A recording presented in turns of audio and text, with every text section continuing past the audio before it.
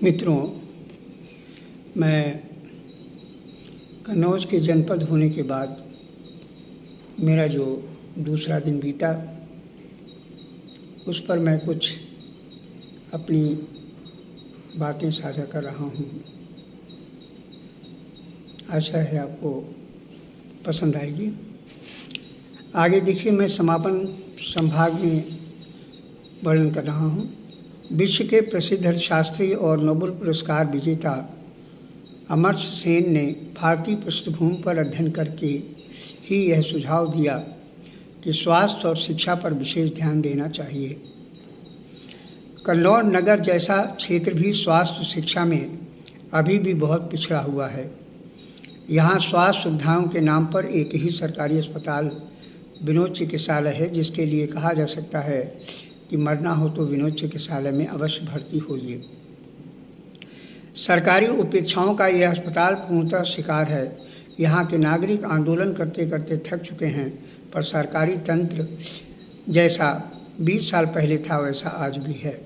शिक्षा के नाम पर एकमात्र उच्च शिक्षा का केंद्र इकलौता महाविद्यालय है जो अपनी खींचातान में 25 वर्षों में कोई समुचित विकास नहीं कर पाया।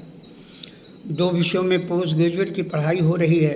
प्राथमिक और माध्यमिक शिक्षा का स्तर भी निम्न कोटि का है, जहां शिक्षक कक्षाओं को में पढ़ाने से अच्छा अपना कोचिंग सेंटर चलाने में रुचि लेते हैं या व्यक्तिगत तौर पर कोचिंग करते हैं।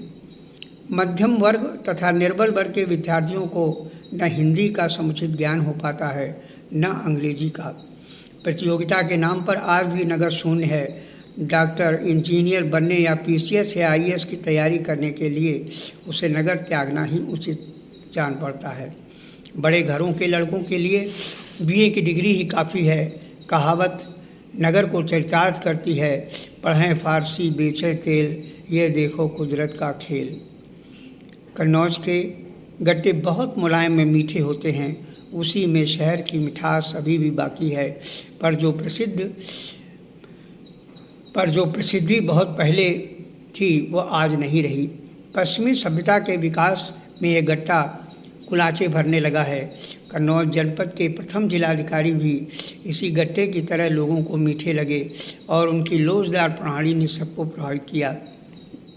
किंतु जब से कन्नौज की प्रथम वर्षगांठ पर होने वाले कन्नौज महोत्सव को निरस्त किया तो लोगों के मन में कुछ कड़वाहट आ गई। मेरा ख्याल है कि इसी में उनका भला है। वो भी अब बेरोजगार होने की चेष्टा करते हैं। इधर जनपदों को निरस्त करने के विचार पर मुख्यमंत्री कल्याण सिंह का कन्नौज जनपद के लोगों में बहुत विरोध किया। सारी जनता जाग गई, ट्रेन बसें रोकी गईं, जाम लगा, बाजार बंद हुए, गिरफ्तारियां हुईं, सब कुछ हुआ। यहाँ तक कि विभिन्न राजनीतिक दलों के लोगों ने आमरण अनशन भी किए। बकौल अधिवक्ताओं के सरकार विरोधी आंदोलन तब तक जारी रहेगा जब तक नए जिले की समीक्षा के लिए बनी सिरोही कमेटी नहीं भंग की जाती। किंतु सांसद अखिलेश यादव के होने पर जनपद का अस्तित्व खतरे में निजात पाया है। अंत में इतना ही कहूँगा कि बहुत कुछ अपनी प्राचीन परंपराओं को खो रहा है तो बहुत कुछ जुड़ भी रहा है, जिसमें आने वाले कन्नौज का विराट स्वरूप फिर अविस्मरणीय बनेगा। मित्रों, एक बात और मैं बता दूं कि जब मुख्यमंत्री श्री अखिलेश यादव जी थे उस समय कन्नौज की तरफ विशेष ध्यान दिया गया और कन्नौज में एक नया कन्नौज विकसित हो गया। तिरवा रोड पर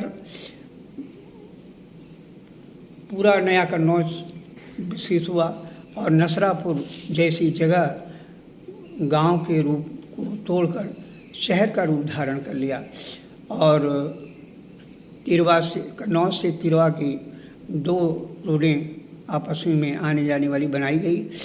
बहुत अच्छा स्वरूप कन्नौज का देखने को मिला और उन्होंने ही मेडिकल कॉलेज, जिला अस्पताल, इंजीनियरिंग कॉलेज, फार्मासिस्ट कॉलेज और कई ऐसे कार्य किए जिसकी वजह से कन्नौज अब इस समय जो हम लोग देख रहे हैं उसका एक व्यापक रूप दिखाई पड़ता है।